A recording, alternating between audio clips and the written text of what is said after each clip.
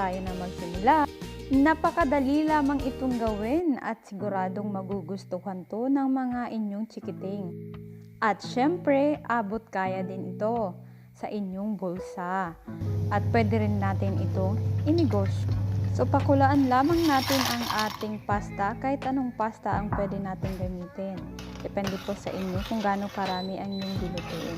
Lagyan lang natin siya ng kunting oil para after nating maluto ang ating pasta in 10 minutes, ayan, hinugasan ko siya ng malamig na tubig at lalagyan natin siya ng isang itlog.